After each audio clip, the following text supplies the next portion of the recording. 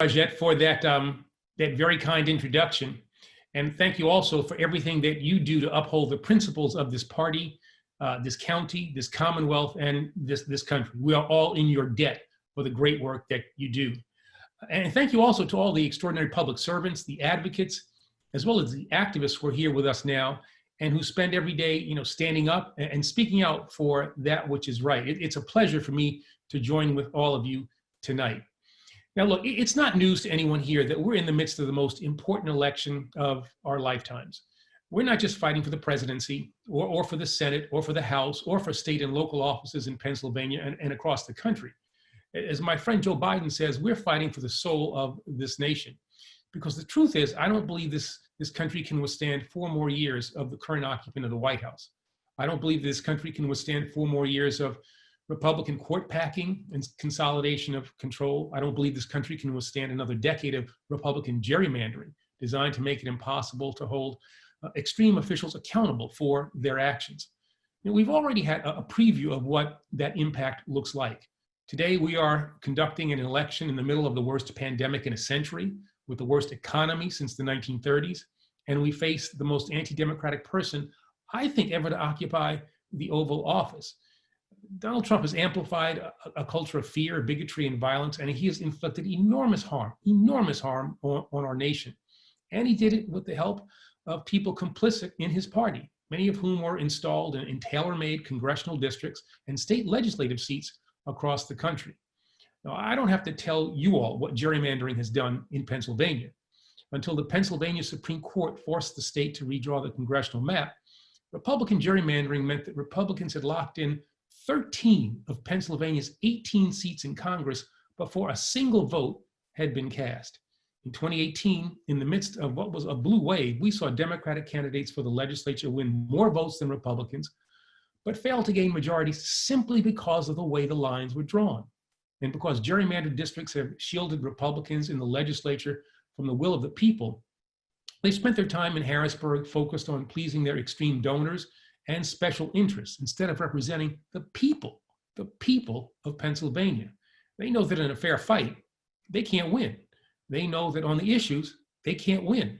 And that's why, while Democrats are making the case for healthcare access, economic opportunity, and racial justice across the country, Republicans are restricting mail-in ballots, challenging non-existent voter fraud, manipulating the census, and trying to pack the Supreme Court with their third right-wing justice in 4 years in order to impose their minority views on a majority that continues to reject them at the ballot box. This is not how our democracy is supposed to work, but it's how Republicans want it to work. It's how they need it to work so that they can hold on to power. And unless we deliver resounding victories for Democrats and pro-reform candidates up and down the ballot, it's exactly how it will work. That's why, more than any one candidate or policy, what's at stake in this election is our democracy itself. So we have a big job in front of us.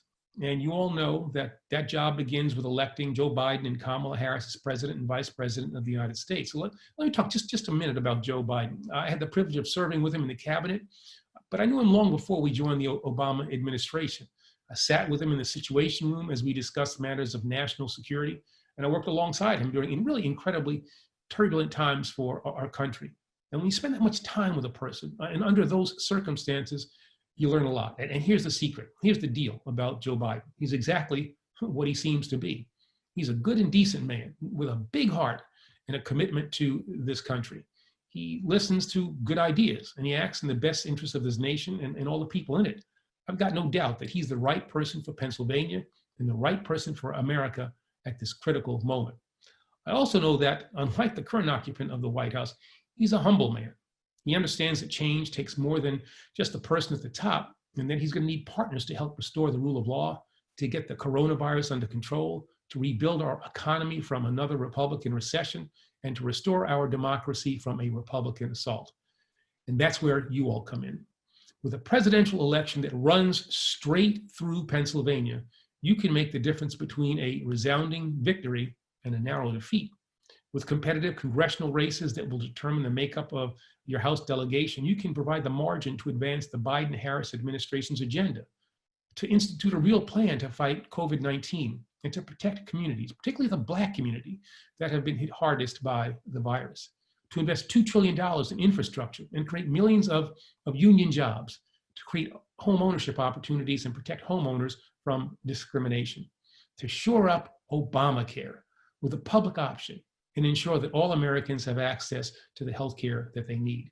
And with redistricting set to take place in 2021, just next year, you and your allies across the Commonwealth can give Governor Wolf partners in the legislature who will work with him to draw fair maps, create fair districts, and make public servants accountable to their constituents. Now, Pennsylvania is key.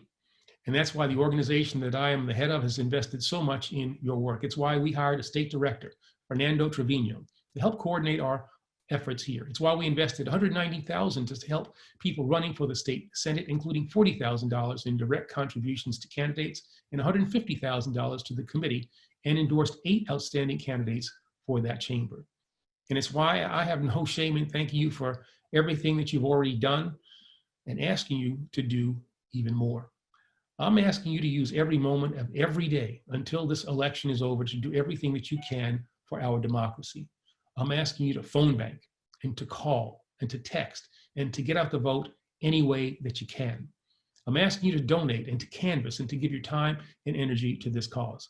I'm asking you to vote and then call your friends and family members and neighbors and distant cousins, those cousins you don't even like, and the checkout kid at your local grocery store, and make sure that they all vote too.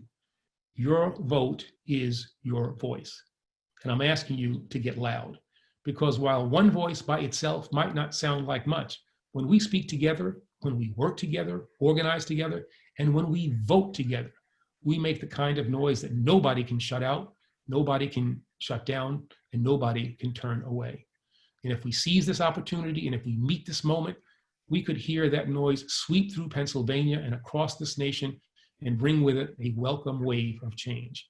We could take on the coronavirus and save thousands of lives. We can improve access to healthcare. We can protect the environment. We can stand up for working families. We can safeguard civil rights. We will build a better country, a stronger democracy, and that more perfect union that we always talk about.